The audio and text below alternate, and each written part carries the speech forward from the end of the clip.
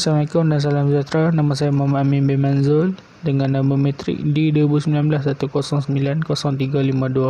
Ini saya akan membentangkan impak wabak COVID-19 kepada ekonomi negara. Impak COVID-19 kepada ekonomi negara. Tidak dinafikan bahawa virus kecil COVID-19 telah pun menggegar satu dunia dari sudut kesihatan, keselamatan, ekonomi dan sosial di setiap negara. Sejak Malaysia mula fasa PKP dengan semua tindakan tegas yang disyorkan oleh Pertubuhan Kesihatan Sedunia WHO agar dapat membendung wabak COVID-19 secara efektif. Hal ini memberikan beberapa kesan kepada ekonomi negara disebabkan oleh PKP. Kebanyakan sektor tidak dapat dijalankan semasa PKP ini dilaksanakan. Impak COVID-19 kepada ekonomi negara dijangkakan pada tahun 2020 keluaran dalam negara kasar atau KDNK akan jatuh dari 4.0% ke negatif 2.9%, di mana 2.4 juta rakyat akan kehilangan pekerjaan. Selain itu juga, impak COVID-19 memberi kesan buruk kepada harga hartanah. Harga hartanah akan jatuh kerana harga ini ditentukan oleh keadaan semasa.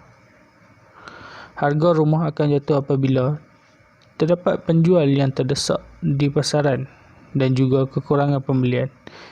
Ini adalah konsep asas penawaran dan permintaan.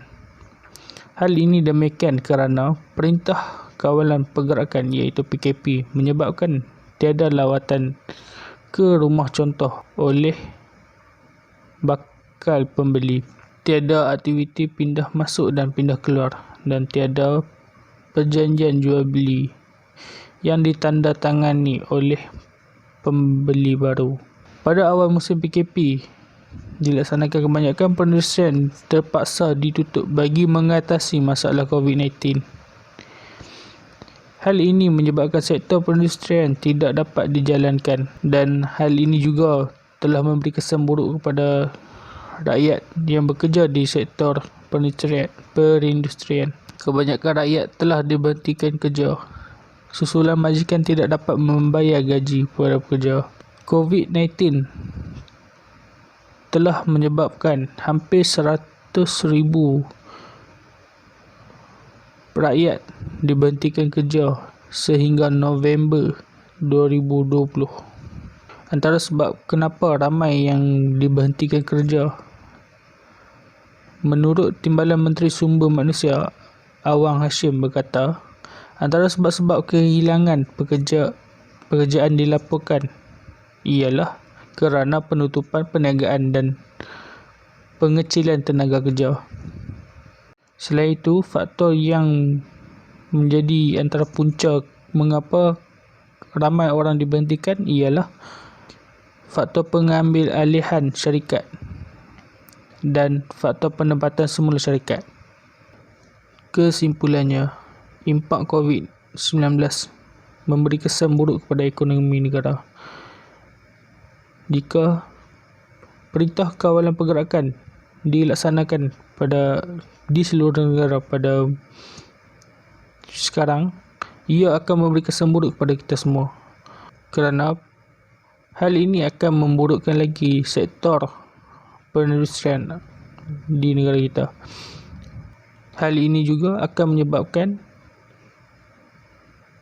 import dan ekspor negara akan berkurang dan menyebabkan KDNK dalam negara kita semakin susut.